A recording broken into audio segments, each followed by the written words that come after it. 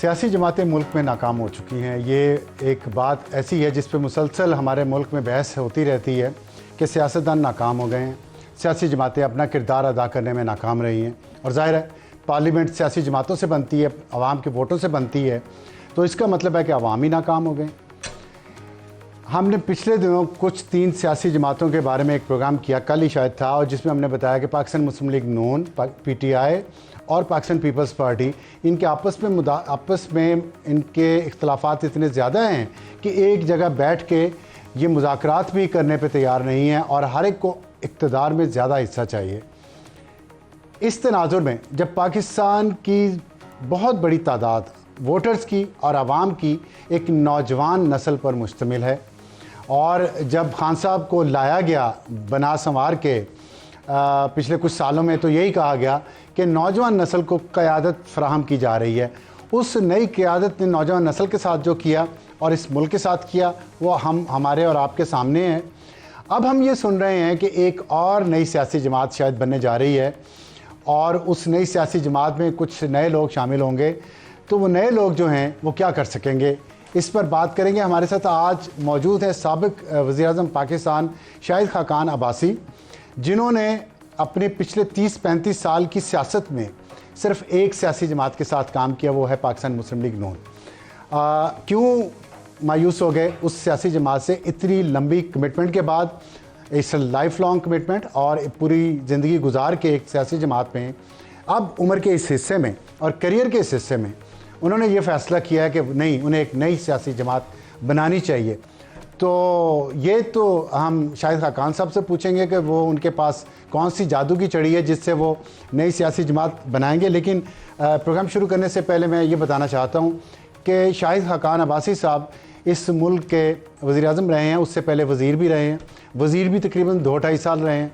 उसके बाद 1999 में जनरल परवेज़ मुशर्रफ का पहला मार्शल लॉ लगा तो उनको PIA हाईजैक, वो PIA के चेयरमैन थे, तो एक हाईजैकिंग के केस में 2 साल तक कैद भुगतनी पड़ी।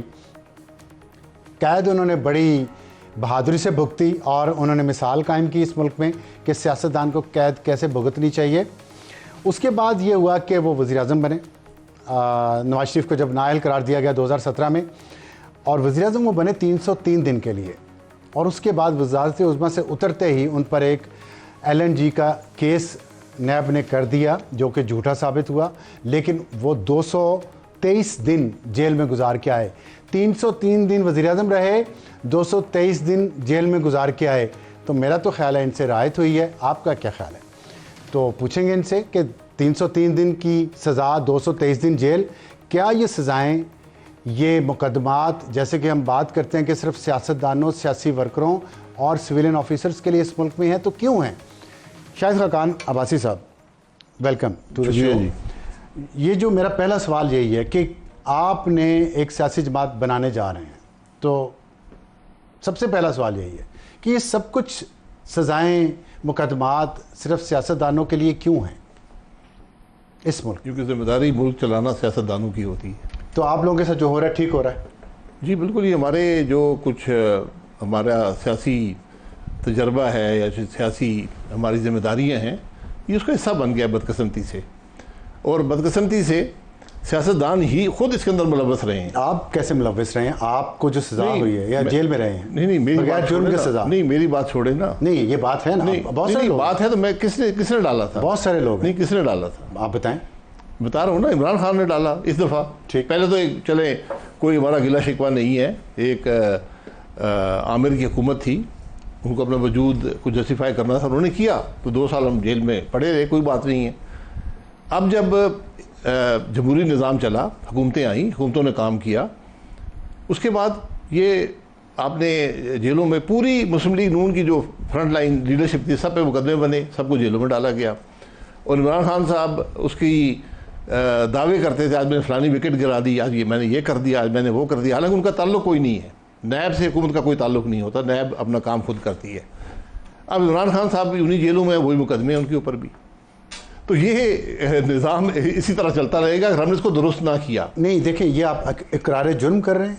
किस बात का? इस बात का कि निज़ाम को दुरुस्त ना किया हमने। जी, आपने निज़ाम को दुरुस्त ना किया तो फिर जेलों में जाएंगे। तो नहीं, आपने जब नैब जैसे इदारे रखे हुए हैं, आपको ये हुकूमत वादा करके आई थी हम नैब को ख़त्म करेंगे, उन्होंने जो अपना पहला कानून बनाया नैब को मज़ीद मुस्तहकम कर दिया। लेकिन आप इस निज़ाम का हिस्सा रहे हैं पिछले 30-35 साल में बार बार, आप क्या तब्दीली लाए? यार मेरी तब्दीली तो मैं भुगत ली ना, तब्दीली की बात, आप नहीं, तब्दीली की बात क्या करते हैं? तो सबने है ना। तब्दीली एक शख्स नहीं लाता, तब्दीली निज़ाम में आती है। सियासतदान सबसे ऊपर है इस निज़ाम में, कागज़ में ये लिखा हुआ है। तो आपने अगर तब्दीली लानी है, ये तब्दीलियाँ कंसेंसस से आती हैं। ये हमारी बदनसीबी है कि एक आमिर ने एक निज़ाम बनाया पॉलिटिकल इंजीनियरिंग के लिए, उसने साबित किया, उसने सबसे पहले पीस पार्टी पार्लियामेंटेरियन बनाई, काफ लीग बनाई, मुस्लिम लीग नून को तोड़ा, पीस पार्टी के लोग तोड़े, नई जमातें बनाई। 2008 में एक हुकूमत आई, उसने कुछ नहीं किया। 2013 में हुकूमत आई, कुछ नहीं किया। 2018 में हुकूमत आई, वो तो दावे थे कि हम ये इसको करेंगे। तो शायद आपको इस बात का इल्म ना हो कि इस बात पर इत्तफाक हो गया था 2017 में कि नैब के अंदर क्या रिफॉर्म्स करने हैं।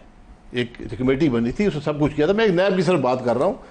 आज हुकूमत मौजूद है, आप कर दें इसको ख़त्म कर। जब वो कंसेंसस हो गया था 2017 में, तो 2017 के बाद तो वज़ीर आज़म आप थे, तो आपने नैब को ख़त्म क्यों नहीं किया? जी इसलिए नहीं किया कि पीपल्स पार्टी और PTI भाग गए।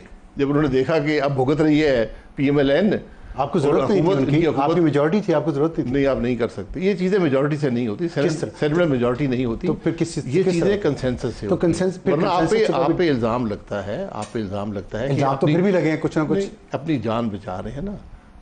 वो इल्ज़ाम लगे, हमें जेल में डाला गया ना, वन भुगत लिया। अब बात ये है, तो ये अच्छा काम करके भुगतते हैं। नहीं, अच्छा काम नहीं है। अगर आप अपनी जान बचाएं, कल एक हुकूमत आके फिर उसको रीइंस्टेट कर देगी। तो आप तो कह सकते थे ना आज मेरे भाई, हमने ये काम कर दिया। इस तरह ये होता नहीं है ना। अच्छा कैसे होता है बताएं ना फिर, कैसे होगा? कंसेंसस तो डेवलप नहीं होगा। कंसेंसस से होती है, आपने एहतसाब करना है, कंसेंसस से होता है। तमाम जमातों के अंदर कंसेंसस पैदा करें। हमने आईनी तरवीन की, हमने कंसेंसस पैदा किया, लेकिन इस बात पे कंसेंसस नहीं हुआ कि नैब का क्या करना है। इस पर नेगोशिएशन 2018 के बाद भी हुई, लेकिन बदनीयती पर मबनी थी। आज आपके पास मौका है, आप यार मुंह से कह ही दें कि इसको ख़त्म करें। नहीं देखिए, नहीं चलेगा। आप मुसलसल नैब के बारे में बात करते हैं। बाज़ लोगों का ख्याल है, जो गलत भी हो सकता है, कि आपने नैब को भुगता है, तकलीफ उठाई है आपने, इसलिए आप नैब की शिकायत करते हैं बार बार। क्या ये बात दुरुस्त? नहीं, मैं मुल्क की, मुझे कोई तकलीफ नहीं है, मुझे नैब का कोई डर नहीं है, यकीन करें। मैंने 38 तफ्तीशें नैब की भुगती हैं। मैंने नैब के, आज भी नैब का केस मुझ पर चल रहा है। मैंने 13 साल अदालतों में गुजारे हैं। मैं मुल्क की बात कर रहा हूँ। तो नैब अगर आपके पास दो चॉइसेस हैं, इसमें बात सारा दिन बहस करते रहे फायदा नहीं होगा। तो या आपने मुल्क चला ले या नैब चला ले, दोनों नहीं चलेंगे। ये बात आपको पता है, वज़ीर-ए-आज़म, साबिक़ वज़ीर-ए-आज़म ये कह रहे हैं। तो आपके ख्याल में सिर्फ 2 सियासी जमातें रुकावट थी इसमें, पाकिस्तान पीपल्स पार्टी और कोई रुकावट नहीं है? कंसेंसस करना पड़ता है ना, ये चीज़ें आप खुद नहीं कर सकते। आप पे ये तासुर आ जाता है, ये इल्ज़ाम लग जाता है कि आप अपनी जान बचाना चाहते हैं। नहीं देखें, ये चीज़ें तो सारे फंस चुके हैं बारी बारी। अब अभी सीख लेना आज क्या हो रहा है। आप सोच लेना आज क्या हो रहा है।